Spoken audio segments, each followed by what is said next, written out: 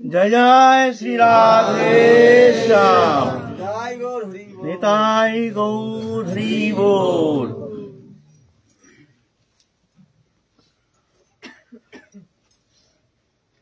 हमारे आलोच्य विषय चल रहा था भजन जीवन में साधक की प्रगति,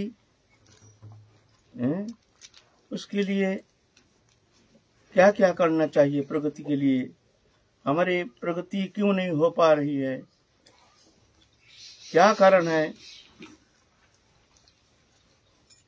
हम कहीं चल रहे हैं, गाड़ी में, गाड़ी चल रही है, तो हमको कैसे समझ में आएगा कि हमारी गाड़ी चल रही है, ना बाहरी दृश्यपाट बदल जाएगा, दृश्यपाट बदलता जाता है। ऐसा ही भजन जीवन में भी हमारे भीतर परिवर्तन आनी चाहिए, देखनी चाहिए। अगर ऐसा नहीं होता है, एक ही दृश्य दिखता है, तो समझना चाहिए हमारी गाड़ी आगे नहीं बढ़ पा रही है। कारण अनुसंधान करना पड़ेगा, साधक के लिए बहुत जरूरी है। क्योंकि वृंदावन में, धाम में जो भी आए हैं वो सभी परमार्थ लोभी है। परमार्थ के लिए ही सब कुछ परित्याग करके वृंदावन धाम आश्रय करके, राधा रानी के चरण में शरण लेकर के, गुरु पदाश्रय करके भजन में प्रवृत्त हुए हैं। लेकिन भजन करते हुए भी गाड़ी आगे नहीं बढ़ पा रही है। गाड़ी चलने के कोई लक्षण तो होनी चाहिए। कौन सा लक्षण के द्वारा हम जान पाएंगे कि हमारी गाड़ी चल रही है? इसमें सबसे सरल लक्षण है, सीधा बात है, हमारे भीतर भोग्य पदार्थ के प्रति जो हमारे आसक्ति, इंद्रियों के जो लगाव है, ये धीरे धीरे घटता जाएगा और भगवत चरण में मन संलग्न होता जाएगा। धीरे धीरे लगाव बढ़ता जाएगा। हर स्थिति में एक चिंतन में एक तल्लीनता, तन्मयता, तत्सहित अपने देहदैहिक वस्तु पदार्थ के प्रति अनासक्ति, निष्प्रियता, ये देखने में आएगा। अच्छा नहीं लगेगा। वैराग किसे कहते हैं? वैराग माने अनासक्ति का नाम वैराग। वैराग माने घर छोड़ने का नाम वैराग नहीं है। घर छोड़ने से वैराग नहीं होता है। अनासक्ति माने कोई वस्तु पदार्थ के प्रति किंचित मात्र आसक्ति नहीं। दृश्यमान, भगवान छोड़ करके और कोई भी वस्तु पदार्थ दृश्यमान देहोदैहिक वस्तु, इसके प्रति हमारे जो इंद्रिय के लगाव है, ये लगाव नहीं होना चाहिए। अच्छा नहीं लगना चाहिए। अगर अच्छा लगता है तो समझना चाहिए कहीं कमी है, हमारी गाड़ी कहीं अटक गई है, जिस कारण हमारे भीतर ये परिवर्तन नहीं आ रहा है। भजन में कोई उल्लास नहीं,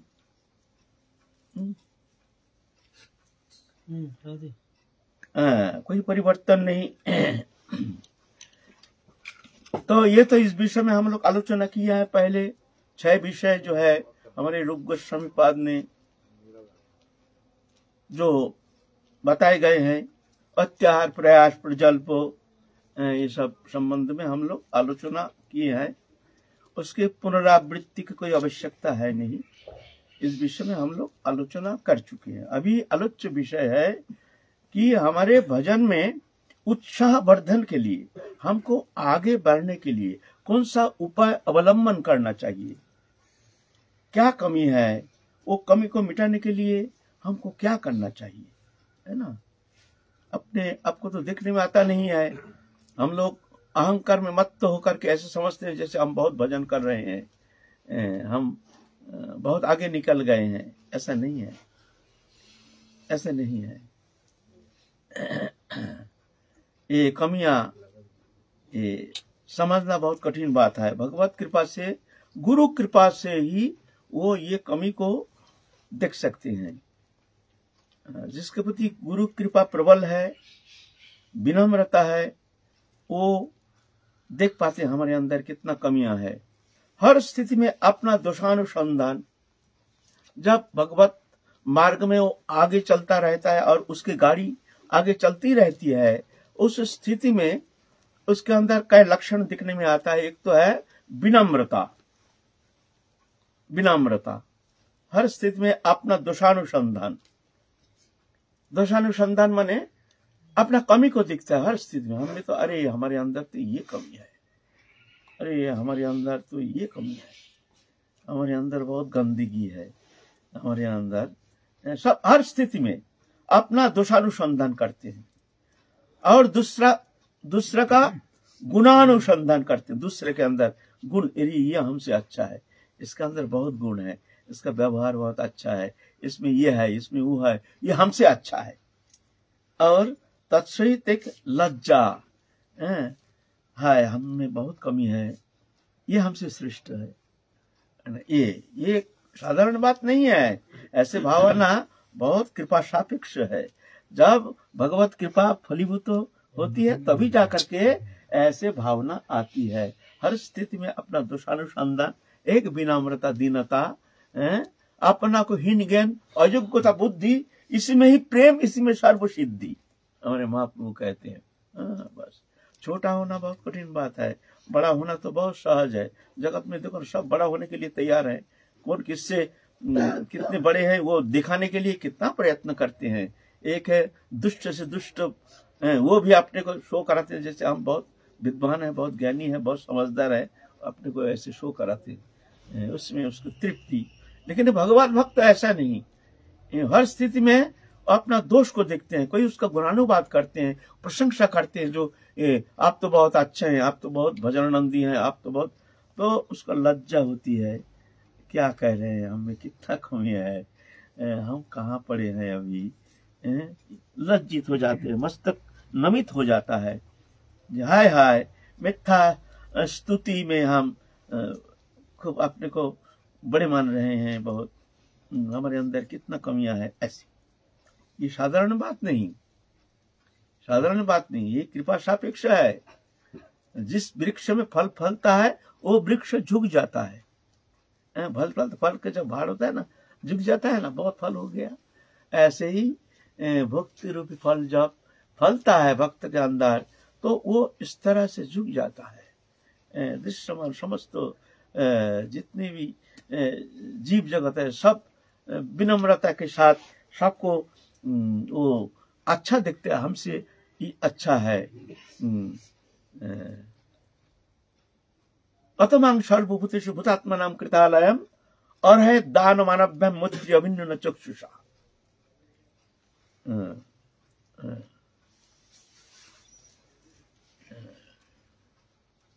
जो हमको सब भूत में, सब जीव में देखते हैं, हम ही ये शरीर बना के उसके अंदर मैं ही निवास कर रहा हूं।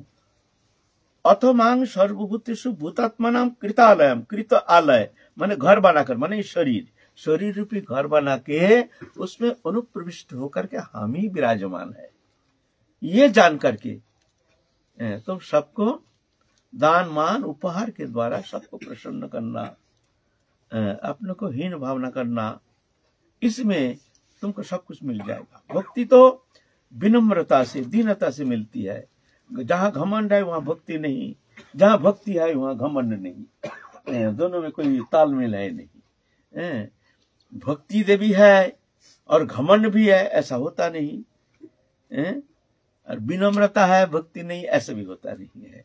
जिस हृदय में विनम्रता, उस हृदय में जाके भक्ति देवी विश्राम करती है ना। अभिमान है पुरुष स्वरूप, दीनता है स्त्री स्वरूप। अभिमान है पुरुष स्वरूप, अभिमान का स्वरूप है पुरुष। कभी घमंड आ गया तो भक्ति देवी हृदय से हट जाती है, अरे पुरुष आ गया, पुरुष का अनुप्रवेश हो गया।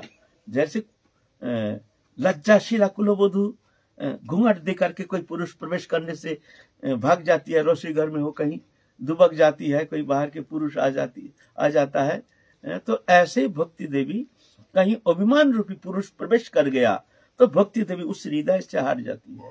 यार एक पुरुष प्रवेश कर गया घूंघट दे करके, ऐसे नहीं है।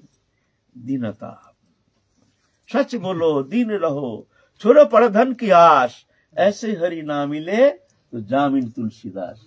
सच बोलो दीन रहो, दीनता।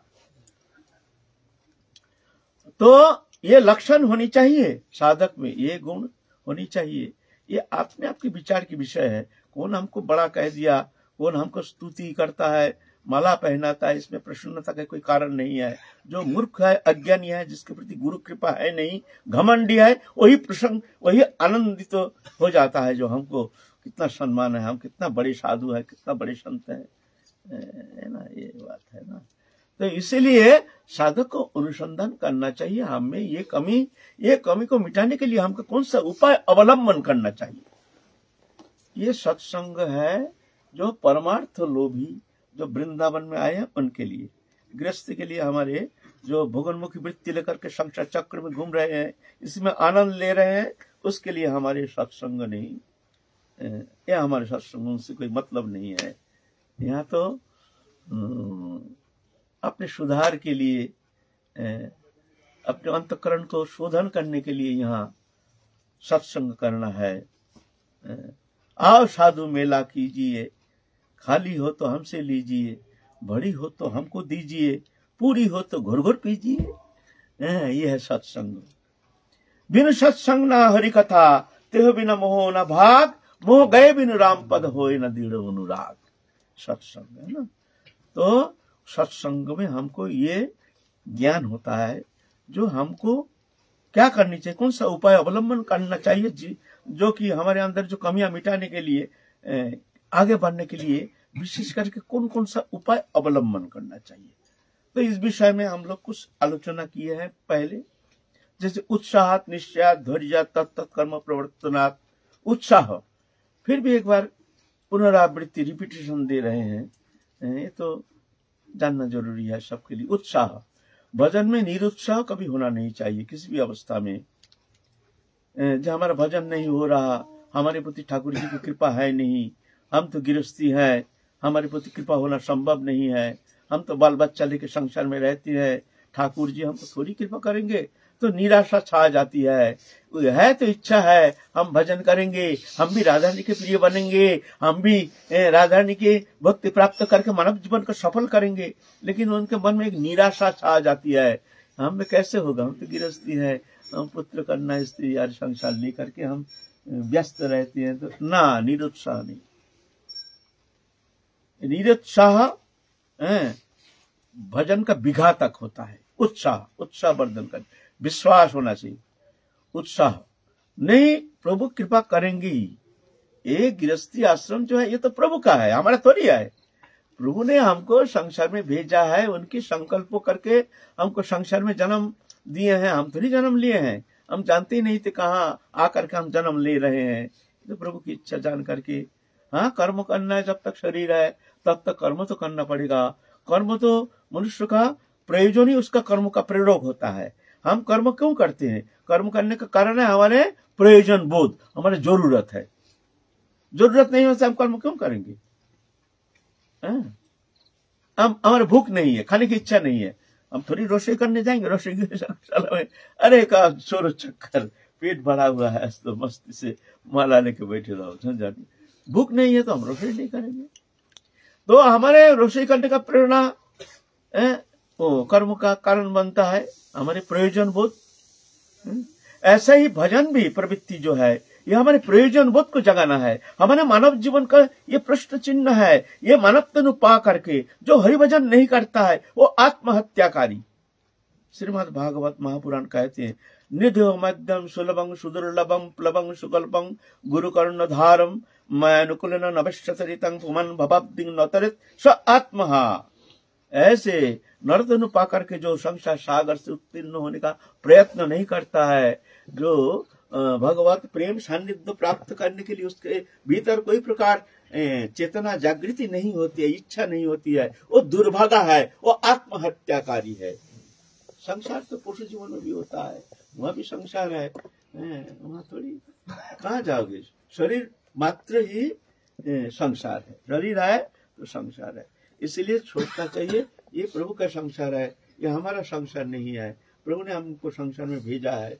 कोई बहुत गृहस्थी कहते हम तो गृहस्थी है बाबा, हमारा भजन कैसे होगा। अरे ये भावना छोड़ दो, हम गृहस्थी है छोड़ दो। हम गृहस्थी नहीं है, हम गृहस्थी नहीं है, हम गृह में रहते हैं, लेकिन हम गृहस्थी नहीं है, हम भगवान के हैं, भगवान हमारे हैं।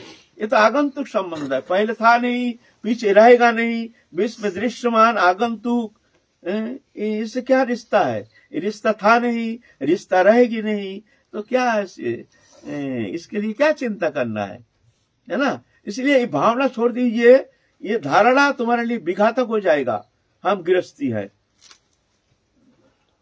कौन सा गृह घर लेकर के हम आए हैं, जन्म लिया है, माँ की गोद में आया, नग्न होकर के, नग्न वाला किसी को जानता नहीं है, माँ की गोदी में आया है। ऐसा ही एक दिन ऐसे ही चलोगे, सब छोड़ छाड़ के, शरीर को भी छोड़ के चले जाओगे, शरीर भी छोड़ के जाना पड़ेगा। शरीर तो बीच में जो दृश्यवान संबंध है, ये रिश्ता तो था नहीं, है नहीं, होगा नहीं, होता नहीं, हो नहीं सकता है, तो बेकार का हम क्यों मुड़ मारेंगे उसके लिए। ये हम संसारी, हम गृहस्थ, हम संसारी नहीं है। आप भजन करना पीछे, पहले भावना को हटाओ, हम गृहस्थी है। हाँ, हम गृह में रहते हैं, ये तो सत्य है। आप पुत्र कन्या भी है, लेकिन ये हमारा नहीं, ये प्रभु का है, प्रभु ने दिया है, उनसे संबंध है, हमारे संसार से कोई रिश्ता नहीं। शरीर के द्वारा संसार करो, मन को रखो प्रभु के चरण में, हृदय में राधा कृष्ण जुगल ठाकुर जी को बैठाओ, बैठा करके उनके चिंतन करो, कर से कर्म करो, मन में प्रभु का चिंतन करो, मुख में हरि नाम करो, बस हो गया तुम्हारा छुट्टी। सीधा सरल व्यवस्था, उतना झगड़ा का कोई यहाँ अनुप्रवेश है नहीं। ये करो, तप करो, तपस्या करो, ये करो, जप करो, ध्यान धारणा, उपासना, स्तप, स्तुति, वंदना, नाना प्रकार, कोई झंझट नहीं। कर से कर्म करो, जो कर्म करो करो, इंद्रियों के द्वारा कर्म, हृदय में वहां सिर्फ ठाकुर जी को बैठाओ, यहाँ किसी का अनुप्रवेश नहीं। कोई प्रकार संसार के कोई शुभ अशुभ कोई भी वस्तु, कोई भी विषय उसके प्रभाव इसके ऊपर आने नहीं चाहिए। वहां तो सिर्फ हम है, हमारे ठाकुर जी है, बस ऐसी भावना। हो गया तुम्हारा भजन, हो गया तुम्हारा भजन। ऐसे अगर तुम सोच ले हम गृहस्थी है तो फंस जाओगे। हम गृहस्थी नहीं है, हम ठाकुर जी के हैं, ठाकुर जी हमारे हैं, है ना। तो पहले उत्साह जब तुम अपने कुछ गृहस्थी मान लेते हो, हम गृहस्थी है, हमारे पति है, कन्या है, हमारे पुत्र है, हमारे संसार है, हमको पैसा चाहिए, कौड़ी चाहिए, और नौकरी है, चाकरी है। अरे भाई, ये इंद्रिय विषय, शरीर संबंधी विषय, हमारे अंतकरण से इसका कोई संबंध नहीं। लेकिन हम क्या करते हैं, इंद्रिय के साथ साथ हम अंतकरण को भी उसमें लगा देते हैं, तो फंस जाते हैं। तो वहां जाकर अंतकरण में अगर संसार बैठ गया तो भजन कौन करेगा? भजन तो अंतर जगत से होता है, वो तो अंतर जगत के मामला है, वो इंद्रिय विषय थोड़ी है, वो तो आत्म विषय है, आत्मा से संबंधित है। ऐसा है। तो इस तरह से तुम मान लो हम संसारी नहीं, हाँ संसार में रहते हैं, लेकिन हम संसारी नहीं। हम कौन है? हम ठाकुर जी के हैं, ठाकुर जी हमारे हैं। न पुत्र कन्या आदि जो है ये हमारे, ये था नहीं, है नहीं, होगा नहीं, होता नहीं।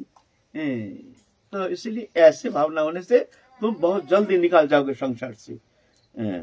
तो उत्साह बहुत जरूरी, तब जाकर तुम्हारे मन में उत्साह होगी, नहीं तो मुश्किल हो जाएगा, निराशा छा जाएगी, तो भजन होगी नहीं। फिर ना जाने कोई जन्म में फिर करेंगे, कोई जन्म में, कोई जन्म कौन देखा है? कोई जन्म, इस जन्म में मानव जन्म मिल गया, सब कुछ मिल गया है, इस जन्म में हुआ नहीं। अब कोई जन्म में कोई भगवान ऐसे जन्म कभी संसार रचना नहीं किया है जहाँ जन्म लेने का बाद ही एकदम मुक्त, माया मुक्त, मायातीत, इंद्रियातीत, गुणातीत, त्रिगुणातीत। ऐसे स्वप्न मत देखो, ऐसा होता है ना जाने, ऐसे जन्म भी नहीं मिलेगा, ना जाने काल चक्र कहाँ से कहाँ लेकर के तुमको डाल देगा, कौन संसार में जहाँ कोई भजन नहीं, पूजन नहीं, कुछ नहीं, एक अंधकारमय जीवन, एक भोग जीवन, भोग वृत्ति। तो कौन सा आशा लेके, कौन सा भरोसा लेकर के, कौन सा विश्वास लेके तुम दिन व्यतीत करते हो कि आगे हमारे लिए शुभ दिन इंतजार कर रहा है, आगे हम भजन करेंगे? पागल कहीं के। अगर ऐसा तुम्हारे मन में विश्वास है जो हम आगे इस जन्म में हमारा भजन हुआ नहीं, कि इस जन्म में हमारा बीता गया, हम तो संसार में फंस गया, हम आगे जन्म में हम खूब भजन करेंगे आगे। तो हम कहते एक काम करो, तुम आज रात को जब सो जाओगे ना, सुबह उठोगे ना, तो तुम चिंता करना, ये हमको वही जन्म, जिस जीवन का हम इंतजार कर रहे थे, वो प्रभात आज आ गया, हम नई जीवन हमको मिल गया। जिस जीवन का इंतजार कर रहे थे शुभ दिन का, आज वो शुभ दिन हमारे सामने आ गया। चल के दिखाओ, चल के दिखाओ। तुम सोचो कि हमको वो प्रभात आज आ गया, क्योंकि ऐसे ही होगा, मर के जन्म लेगा तो ऐसे ही जीवन मिलेगा। कोई मायातीत होकर के, माया बंधन मुक्त होकर के संसार में जन्म लिया, ऐसा कोई जीवन आप भक्तमाल ग्रंथ तो अध्ययन कीजिए, कहीं आपको ऐसा जीवन कहीं मिला नहीं। जो भी पाल लगाया ये माया के अंदर से, संसार से ही पाल लगाया, उनके लिए अलग कोई जीवन रचना नहीं किया है, ये माया के अंदर से ही पाल लगाया। और ज्यादा माया,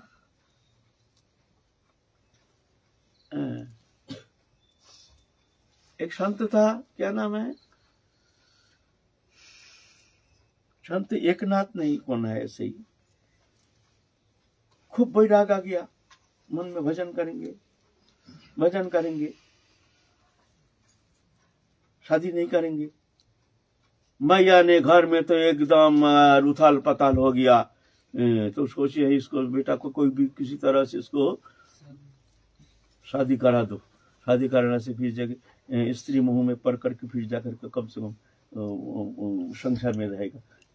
लेकिन उसका मन में तो ऐसे, एक दिन तो मैया ने इतना रोना शुरू कर दी, देख बेटा तू अगर संसार छोड़ के, हमको छोड़ के तू चला जाएगा ना, तो मैं माथा फोड़ फोड़ के, कूट कूट के पत्थर में फिर मैं मर जाऊंगी।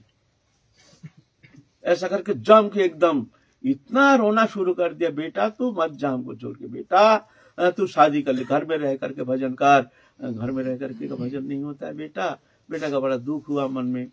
एकनाथ स्वामी, शायद एकनाथ स्वामी बहुत दिन हो गए, तो माँ का दुख देख करके सोचा भाई माँ को इतना रुला करके हम कहाँ जाएंगे। अच्छा मैया तुम मत रो, हम शादी करेंगे, जाओ कन्या देखो। आप वो सोच रहा तो हम तो शादी करेंगे तो हम तो फंस जाएंगे, तो हमारा भजन जीवन चौपट हो जाएगा, तो हम क्या करेंगे। कोई बात नहीं, और माता के सुख के लिए हमको करना पड़ेगा, ये त्याग हमको स्वीकार करना पड़ेगा। चलो प्रभु की इच्छा। तो उस समय तो बिजली नहीं थी, उसमें मशाल, मशाल जानते हो, ये जैसे मशाल होता है, उसके अंदर मिट्टी तेल दे करके और कपड़ा उपड़ा देकर इस तरह से बाहरी कार्य जो बड़े बड़े अनुष्ठान होता था ना रात में, इस तरह से करते थे। बिजली तो थी नहीं, जो यहाँ बिजली, तो शादी विवाह अनुष्ठान, बाहर में अनुष्ठान हो रहा है, सब बारात आए हैं, सब कन्या पक्ष आदि, बड़ा जो वर है उसको मुंह ढक दिया, ढका रहता, शुभ दृष्टि होता है ना, उसके बाद चक्कर लगा रहे हैं कन्या को लेकर के, इधर सब तो झुक के दिखता है ना, उस समय ऐसा होता है ना, उस समय मतलब उत्साहित होकर के भाव तो देखते हैं वो कैसे डिजाइन है। उत्साहित होकर के सब एकदम कूद पड़ते हैं, कैसे शुभ दृष्टि करते, कैसे नजर लग पिलाते, ये अच्छा लगता है देखने में। उनके लिए, संसारी लोगों के लिए एक उत्साहवर्धक है। तो ये मशाल इसे त्रिपल लगाए ऊपर, तो त्रिपल ऐसे उठा करके देख रहे हैं, और इतने में एक जन देखा जो वो अग्नि जो है ना त्रिपल में लग जाएगा तो अग्नि प्रज्वलित हो जाएगा, फिर जल जाएगा।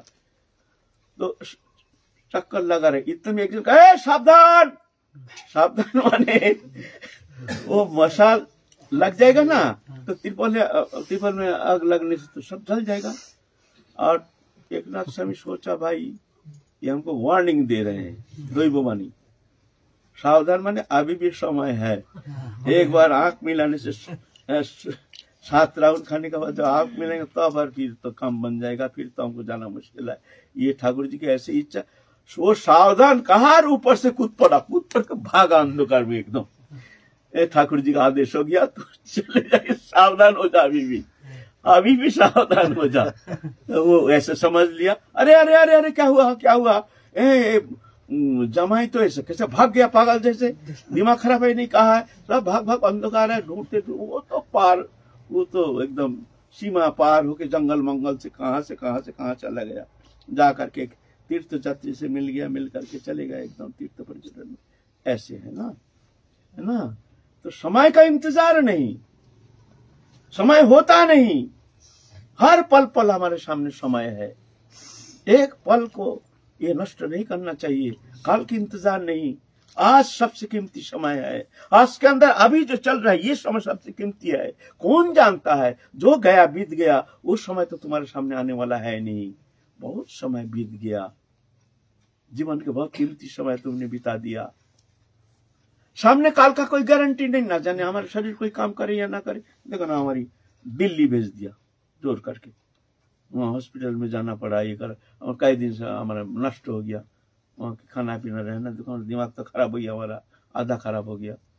तो समय का कोई गारंटी थोड़ी है, कल हमारे लिए शुभ दिन इंतजार करेगा, कल हम भजन करेंगे, पुत्र कन्या को शादी दे करके सब करके फिर वृंदावन जा करके दोनों फिर खूब भजन करेंगे। अरे पागल, ऐसे स्वप्न मत देखो, अभी का समय काम लगा, कल अगर शुभ दिन आया तो अति उत्तम, लेकिन आज का दिन को तुम खबरदार किसी भी कीमत पर आज के दिन को तुम नष्ट मत करो, आज के जो क्षण पल है इसको तुम नष्ट मत करो। आज का दिन को जो काम में लगाया, भविष्य उसके साथ देता है। आज का दिन हम यूटिलाइज करते हैं ना, ये तो भविष्य बनता है ना, ये तो आगे चल के हमारा काम बनता है।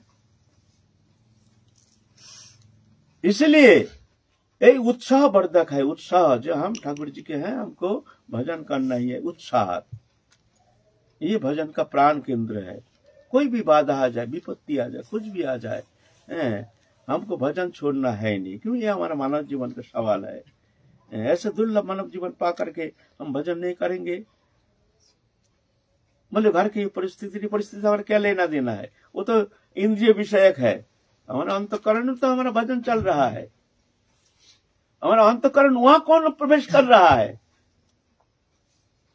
वहां ना पति है, पुत्र है, ना कन्या है, ना कुछ है। हम तो स्वीकृति देकर के, मान्यता देकर के, उसका मान करके, उसका बंधन दशा स्वीकार करके हम सोचते हैं हम तो फंसे हुए हैं। कोई हमको फंसा नहीं, हम बंधन दशा स्वीकार करके हम सोचते हैं कि हम फंसे हुए हैं।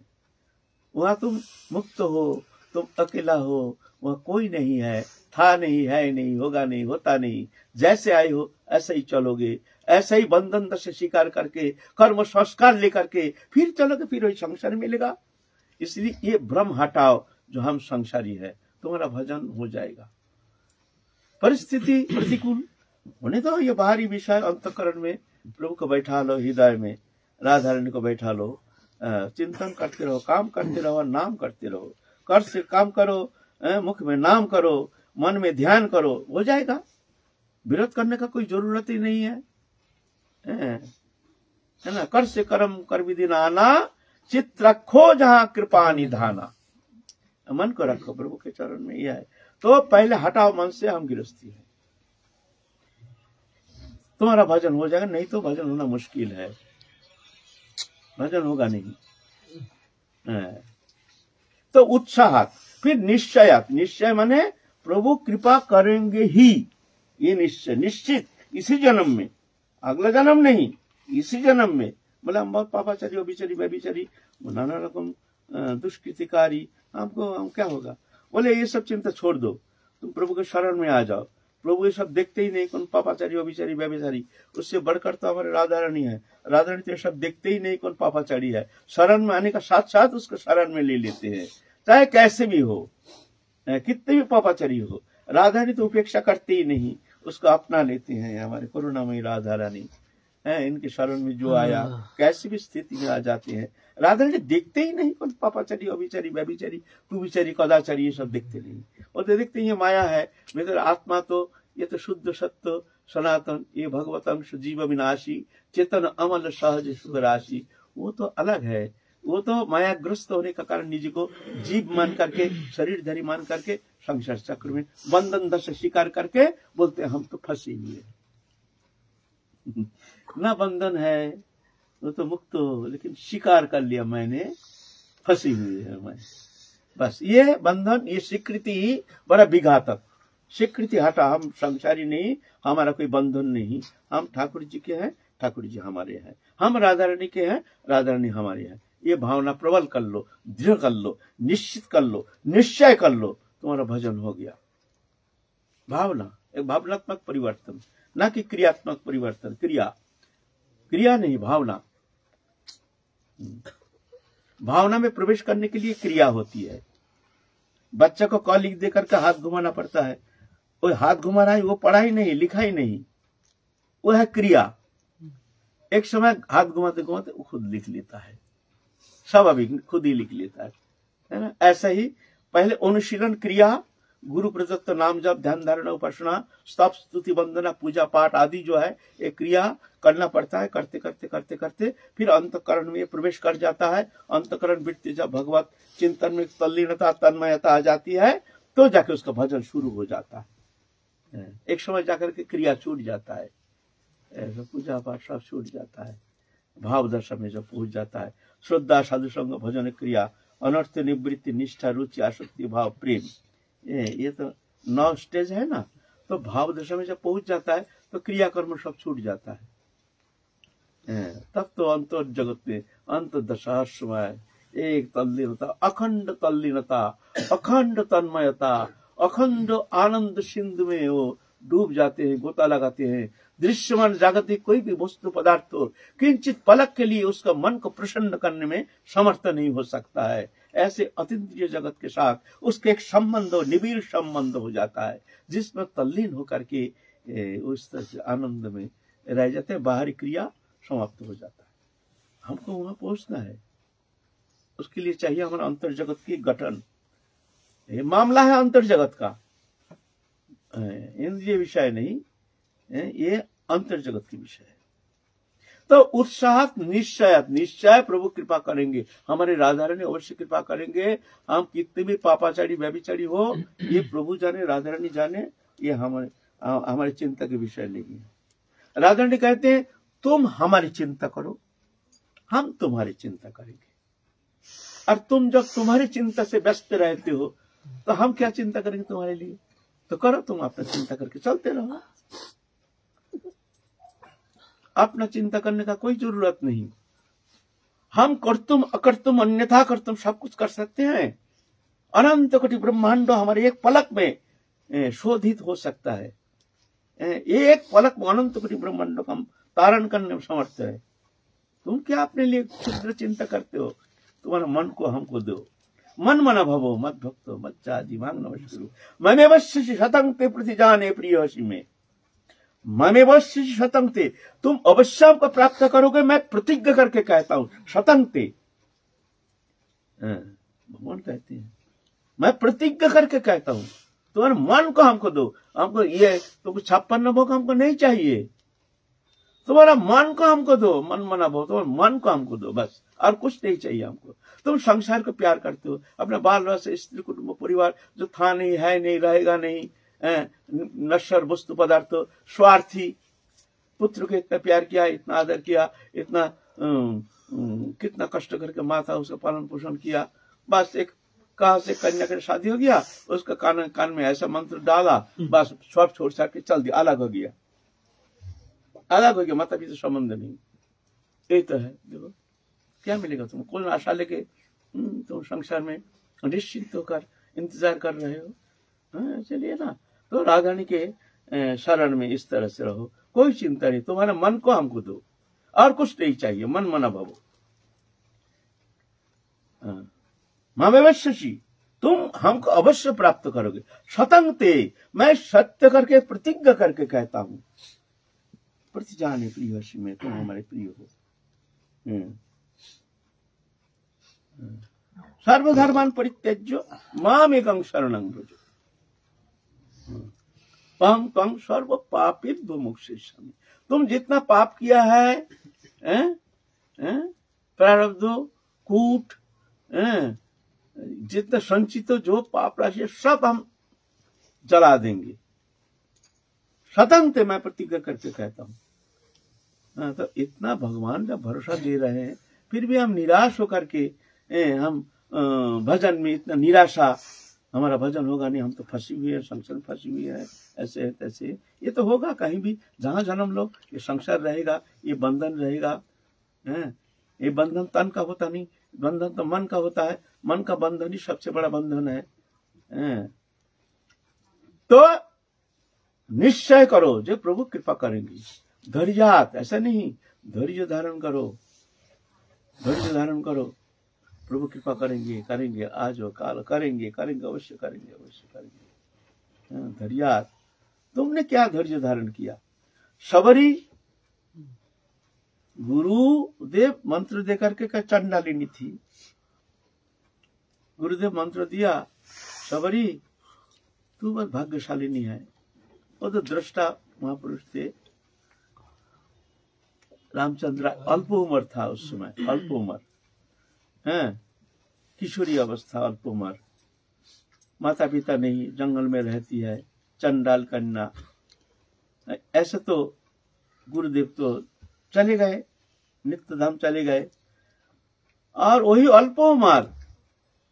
उस समय से वो सोचते हैं गुरुदेव कहे गए हैं रामचंद्र आएंगे, तो कब आएंगे ये तो नहीं कहे हैं। वो मन में बैठ गया शायद आ जाएंगे। फिर आज का दिन चला जाता है, फिर सोचते आ गया कल तो आएंगे, आज जरूर आएंगे।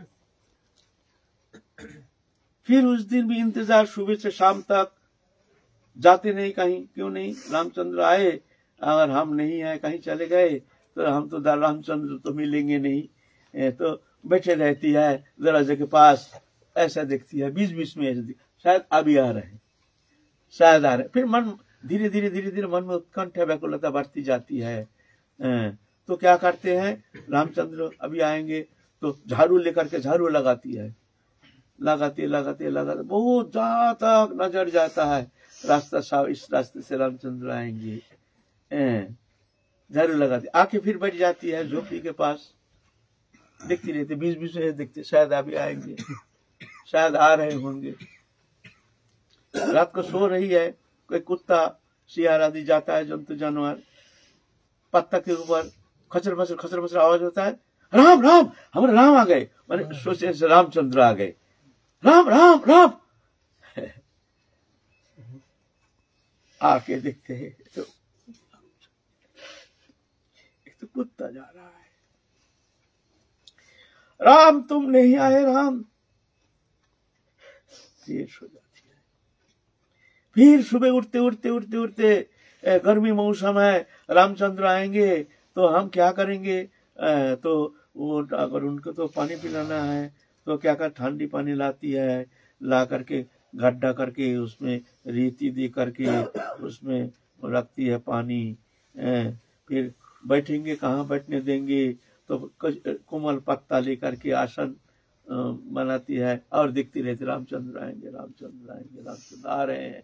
संध्या तक इंतजार। फिर दिन जाता, फिर रोती है, हाय हाय राम तो आए नहीं। अच्छा ठीक है, मन को सांत्वना देते हैं, आज आया नहीं तो काल जरूर आएंगे। कई दिन हो गया इंतजार करते करते, काल आएंगे। फिर काल भी ऐसा ही, सुबह से रात तक, संध्या तक ताकते रहती है, राम आ रहे हैं, राम आएंगे, राम आएंगे, राम आएंगे, आ रहे हैं राम। कैसे इंतजार। बालिका अवस्था से लेकर वृद्धावस्था तक चिंता कर सकते हो। एक इंतजार करने का एक सीमा है, किसी का इंतजार करने का भी एक सीमा होती है। एक एक पल, एक एक क्षण राम चिंता, हर कर्म राममय। झाड़ू लगाना, ये करना, खाती नहीं, दूर जाती नहीं, वहां बेर के पेड़ है, बेर के पेड़ में बेर ढूंढती है खाने के लिए, शरीर तो रक्षा करना चाहिए। बढ़िया पेड़ मुंह में लगता है, ओहो बड़े मीठे, तो ओहो ये बेर रामचंद्र आए तो उनको खिलाएंगे, उसको रख देते हैं अलग। अगर रामचंद्र आगे उनको खिला, तो चंदाली नहीं, तो ये बहुत नहीं है, झूठा है, हम कैसे देना, ये वाला बहुत मीठी, जो मीठा है उसको रख देते थे यार, खट्टा मट्टा ये सब खाते थे, मीठा होने से ये रामचंद्र खाएंगे। तुम चिंता करो, ये इंतजार का एक सीमा है। और ऐसे इंतजार माने एक एक पल, एक एक क्षण, प्रातः काल से लेकर के रात तक बैठे हैं, देख रहे, ताक रहे, अभी आ रहे, अभी आ रहे, अब आ रहे, अब आ रहे, शायद आ रहे, काम तो कुछ है नहीं। फिर परीक्षा करते, वो पेड़ में पक्षी बैठी है, अच्छा वो अगर उड़ जाए, 1 मिनट के अंदर उड़ जाए तो समझेंगे राम आएंगे, नहीं उड़ा तो समझेंगे राम नहीं आएंगे।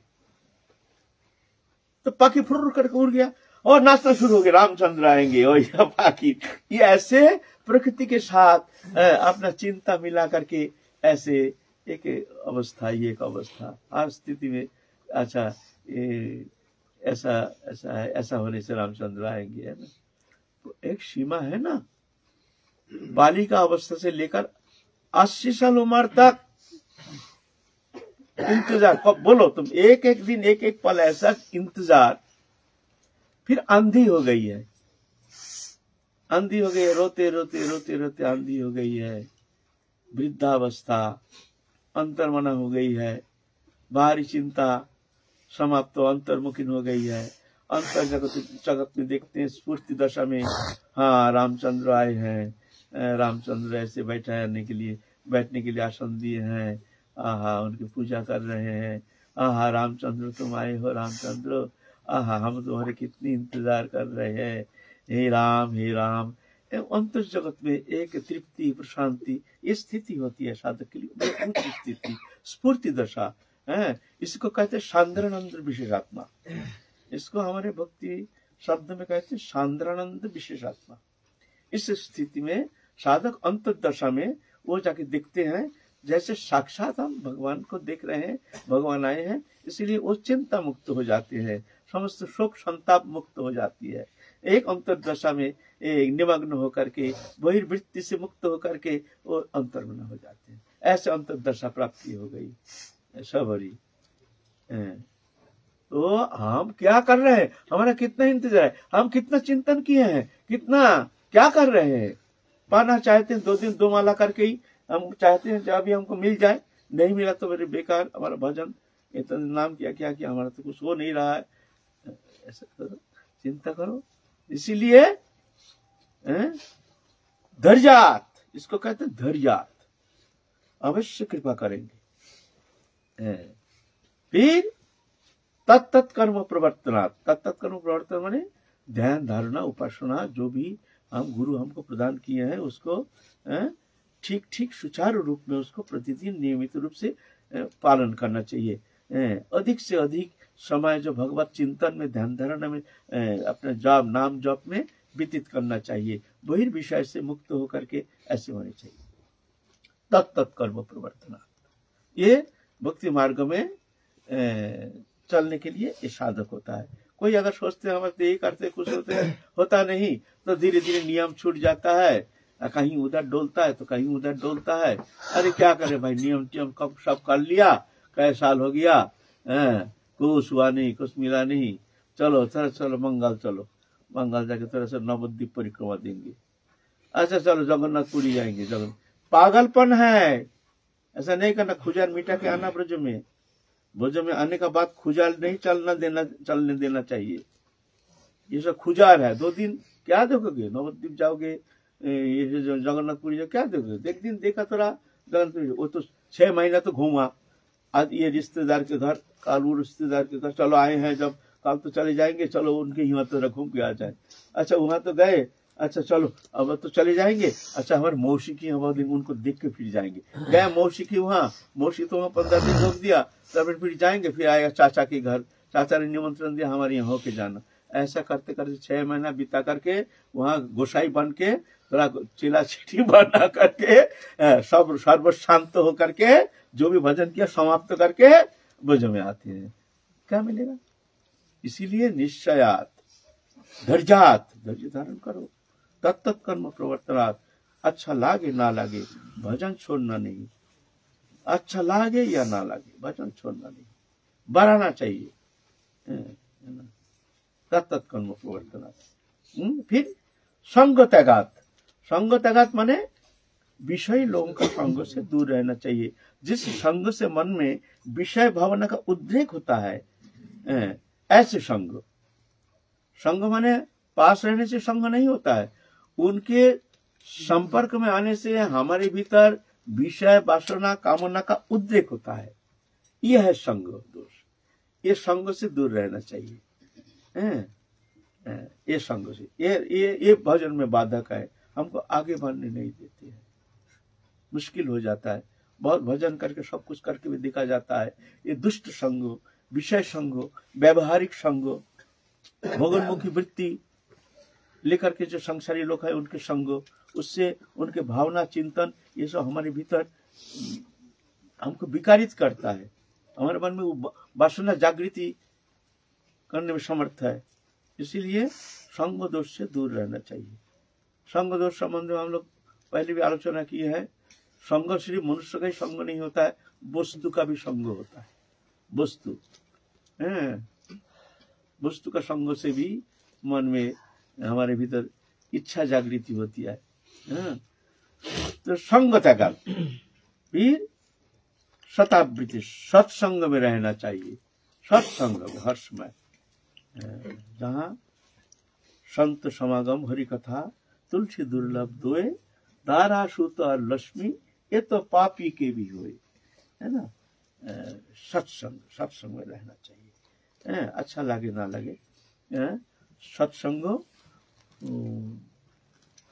जो भजन करते हैं। कैसे संग करने का भी नियम है। संग सबके संग नहीं होता है, सबका संग नहीं होता है। शांत, स्निग्ध, महत्तर, अनिंदुक, ये 4 गुण रहना चाहिए, तब तक उनका संग करना चाहिए। संग कुछ कथा बोलने से संग नहीं होता है। जो कथा सुन लिया हम संग हो गया, ऐसा नहीं। संग ठीक है कि नहीं, प्रकृष्ट संग है कि नहीं, हम कैसे समझेंगे? कैसे समझेंगे हम संग?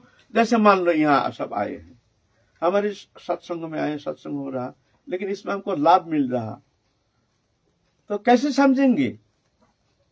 उसका लक्षण है सत्संग के बाद देखना चाहिए मन में हमारे पहले से मन की स्थिति अच्छी हो गई है, हमारे मन में एक भगवती प्रेरणा जागृति हो रही है, हमारे मन में एक उत्साहवर्धक ऐसी कुछ कृपा हम महसूस कर रहे हैं, जैसे हमको बहुत कुछ हमको मिल गया है, जैसे यहाँ आकर के हमारे अंतःकरण बहुत निर्मल हो गया है, जैसे यहाँ आकर के हमारे मन में भजन के लिए एक उत्साहवर्धक हो गया है। ऐसे लक्षण तो जानना वो सत्संग ठीक है। अगर ऐसे नहीं है, सत्संग किया, सुना भाई, चलो अब जाएंगे, चलो संध्या हो गया, बस घर जाएंगे, क्या संग किया, क्या बोला कुछ नहीं, रात 10 बज गए, चलो घर चलेंगे, तो वो संग मान लेना चाहिए। उससे घर में बैठ के नाम करना अच्छा है। वो संग प्रकृष्ट संग नहीं। संग ऐसे थोड़ी होता है, कथा सुनने से संग होता है। तो 4 गुण होनी चाहिए, जिसके संग करेंगे उसके 4 गुण होना चाहिए। एक है शांत माने क्रोधित नहीं होते हैं, जो भी प्रश्न करो बड़ी शांति से जवाब देते हैं, विक्षिप्त नहीं। कोई है थोड़ा सा प्रश्न करने से गुस्सा हो जाता है, तुम क्या जानते हो, ये शास्त्र में ये बोला है, तुम कहां से बोल रहे हो, ऐसे नहीं। बड़ी मीठी वाणी के द्वारा उनका मन को शांत कर देते हैं, अच्छा लगता है। स्निग्ध, महत्तर माने जो भजनशील, भजन करते हैं, हमसे आगे हैं, श्रेष्ठ है, जो भजन करते हैं, सिर्फ जो कामना वासना मुक्त है, लालची लोभी नहीं, कोई वस्तु प्राप्ति का आशा लेकर के जो सत्संग नहीं करते हैं। सत्संग एकमात्र जो अपने को शोधन करने की इच्छा, फिर उनके संग से और दूसरा का भी अंतकरण शोधित हो जाए, ऐसा जो संग है वो संग ठीक है। जो आचरणशील है, आचरण नहीं तो थोड़ी उनके संग से कुछ विशेष कुछ मिल सकता है। सजातीय महत्तर है ना, और अनिंदुक। सजातीय माने आपने जो भजन पद्धति ऐसे होनी चाहिए, जैसे हम जुगल उपासक हैं, राधा कृष्ण जुगल उपासक, ऐसे होना चाहिए। कोई अलग संप्रदाय, कोई ज्ञान मार्गी है, वो ब्रह्मज्ञानी है, राधा कृष्ण जुगल सब साकार उपासना मानते नहीं है, ठीक है, वो भी महत है, लेकिन उनके संग करने से तुम्हारा नुकसान हो जाएगा, तुम्हारी इष्ट निष्ठा में हानि हो जाएगी, संदेह आ जाएगा। तो ये कह रहे हैं जो ये सब कुछ नहीं, ये सब कुछ नहीं है, ये सब जुगल, ये सब पत्थर की मूर्ति, ये सब मूर्ति पूजा से क्या है, ये क्या है, तो ये संग कभी करना नहीं चाहिए। सजातीय सजातीय स्निग्ध महत्तर, महत्तर माने जो भजन करते हैं, जो अनुभवी है, जो आचरणशील है, जो निर्लोभी है, जो कोई वस्तु प्राप्ति का आशा लेकर के जो कथा प्रवचन नहीं करते, ऐसे ऐसे संत होने से ये गृहस्थ भी हो सकते हैं, ऐसा नहीं, तो उनके संग करना चाहिए। और अनिंदु, किसी का निंदा नहीं करते हैं, निंदा शून्य मन, अनिंदु, निंदा करते उसका संग नहीं करना चाहिए। तुलना देते हैं तो कुछ निंदा मूलक कोई शब्द प्रयोग करते, वो तो ऐसा है, वो तो ऐसा है, वो तो बेकार है, वो तो ऐसा नहीं है, अनिंदु।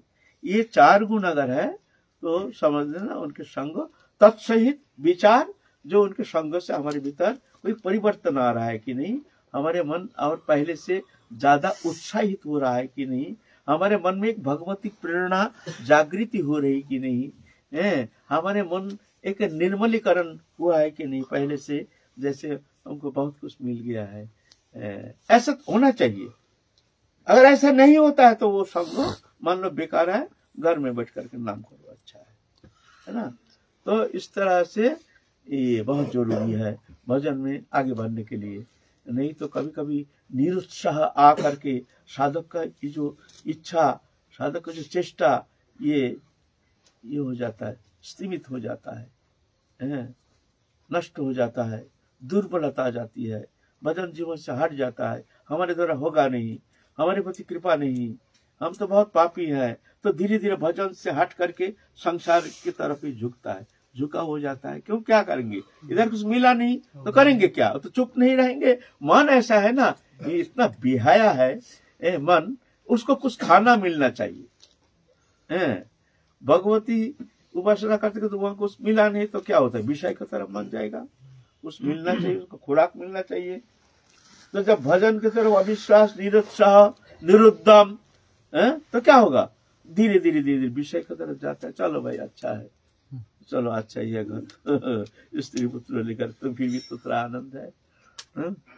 मुझे उस दिन दृष्टांत तो दिया ना, दृष्टांत तो दिया ना, एक साधु कुआ के पास सो रहे थे, कुआ में पानी नहीं, हम दृष्टांत तो दिए थे, कुआ में पानी नहीं, अल्प जल भी नहीं है, थोड़ा सा डेप है, जैसे बांधा हुआ है, वहां पर पेड़ के नीचे सो रहे हैं। आश्वास से हमारा तो कुछ हुआ नहीं, भजन तो कुछ हुआ नहीं, घर त्याग करके जंगल भटक रहे हैं, तीर्थ घूम रहे हैं, खाना नहीं, पीना नहीं, कुछ नहीं, भगवान के शरणागत होकर के कितना दुखी उठा रहे हैं। इतने में वहां से एक बारात जा रहा था, बाजा लेकर के, बड़े आनंद करके नाचते गाते डेज बजा करके सब जा रहे हैं, साजा गोजा हंसते हंसते जा रहे हैं, रास्ता सड़क, वो देखते साले ये तो अच्छा है, फिर हमसे तो अच्छा ही, थोड़ा आनंद तो मिलता है, हमको कुछ नहीं मिलता है, ना उधर का, ना इधर का, ना हम घर का, ना घाट का, हम तो ऐसे ही रह गए भगवत शरण में आकर के, धिक्कार है हमको। इससे अच्छा तो संसार में अच्छा है, तो हम संसार में रह जाते तो अच्छा होता। देखो कितना आनंद में जा रहे हैं शादी करके, हमको तो वो भी देखा नहीं, इधर भी देखा नहीं, उधर भी देखा नहीं। तो ऐसा करके वो वहां सो गया तो नींद आ गई तो स्वप्न में देखता है वो घर में गया, उसकी शादी हो रहा एक नववधू के साथ उसकी शादी हो रहा, नववधू आई है घर में, खूब खुशी मना रहे हैं, हा ही हु ऐसे। तो उसको पत्नी ने उसको ऐसे मजाक से ऐसे धक्का मार दिया और वो भी हंसते हंसते लुढ़क गिर गया कुआं में, निद्रा में। कुआं से उठ करके कहते हैं, अरे भाई, स्वप्न के औरत हमको कुआं में गिरा दिया, और सही अगर ऐसा होता है ना जाने हमको कहाँ गिरा देगा। हे प्रभु अच्छा है, तुमने बहुत कृपा किया, आप समझ गए हैं बाबा। क्या औरत हमको कुआं में गिरा दिया, तो सही सही ना देना को कहाँ गिरा देगा। बाबा ठाकुर जी तुम्हारे बहुत कृपा, अच्छा है, हम बहुत अच्छे हैं, ये संसारी लोगों से अच्छे हैं। तो ऐसा है ना, तो निरुत्साह नहीं होना चाहिए है। ये ऐसे निरुत्साह भजन का विघात था भजन के लिए। जय जय श्री राधे।